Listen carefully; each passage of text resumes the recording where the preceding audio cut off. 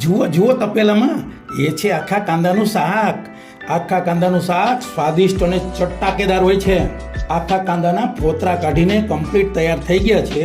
આ મહેશભાઈ છે ને એ મરચાંનું કટિંગ કરે છે અને સાથોસાથ બે મિત્રો ટામેટાની ગ્રેવી બનાવી રહ્યા છે. આ બંને મિત્રો સૂકું લસણ ફોલી રહ્યા છે, જેની પાછળથી પેસ્ટ બનાવવામાં આવશે. સાફ કરેલા આદુના ટુકડા હસુભાઈ કરી રહ્યા છે. પછી હસુભાઈ આદુની પેસ્ટ બનાવશે. હવે જુઓ અજયભાઈ મરચીના ડીટીયા દૂર કરે છે. ભાઈ હાથ બળે હો. પછી તેમની પેસ્ટ બનાવવામાં આવશે. કાંદાને પ્યોર સિંગ તેલમાં તળી રહ્યા છે. એ વ્યક્તિ કોઈ રસોઈયા નથી હો, છતાં પણ કાંદાનું શાક તો એ જ વ્યક્તિ બનાવશે. આ વ્યક્તિ કોણ છે? ચાલો પરિચય આપી દઈએ. મગનભાઈ લિંબાચિયા સુરત મંડપ ડેકોરેશન એન્ડ લાઇટ એસોસિએશનના પ્રમુખ છે. હવે કાંદાના શાકનો મગનભાઈ વઘાર કરી રહ્યા છે. સૌ પ્રથમ તપેલામાં તેલ મૂક્યું છે. મરચાં, તમાલપત્ર અને મીઠા લીમડા સાથે કાંદાના ગ્રેવીનો વઘાર કરે છે. હવે હિંગ નાખે છે.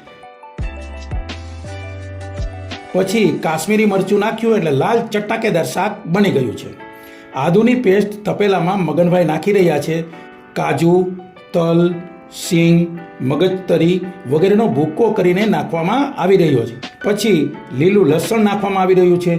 બધો મસાલો બરાબર ચડી જાય પછી તપેલામાં આખા કાંદા નાખવામાં આવી રહ્યા છે.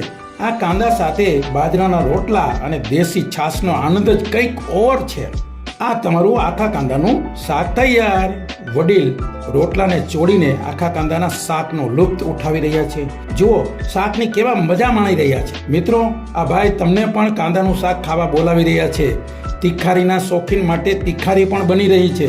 બંને મિત્રો જુઓ તો ખરા તિખારીની અને રોટલાની મજા કેવી માણી રહ્યા છે. આ ભાઈ અશ્વિનભાઈ અકબરી કાંદાના શાક અને છાશનો આનંદ ઉઠાવી રહ્યા છે. અને હવે આ વ્યક્તિ 8, 9 અને 10 ઓગસ્ટે સરસાણા ખાતે થનાર ડેકોર મીટ 2026 એક્ઝિબિશનના ખજાનચી સુરેશભાઈ કથિરિયા છે અને સાથે છે મંત્રી શ્રી કમલેશભાઈ મેઘાણી. કાંદાનું શાક ઝાપટી રહ્યા છે. આ હોદ્દેદારો હોવા છતાંય ગ્રાઉન્ડ ટુ અર્થમાં જીવન જીવનારા છે. મિત્રો, તમે ક્યારેય આખા કાંદાનું શાક ફ્રેન્ડ સર્કલમાં બનાવીને ખાધું છે? તો ચેનલને લાઈક કરો, શેર કરો અને સબસ્ક્રાઈબ કરો. અને હા, 8, 9 અને 10 ઓગસ્ટે સરસાણા ખાતે એક્ઝિબિશનમાં આવવાનું ભૂલતા નહીં. વિઝિટ કરવા માટે એન્ટ્રી બેલ્ટની વ્યવસ્થા અગાઉ કરી લેજો.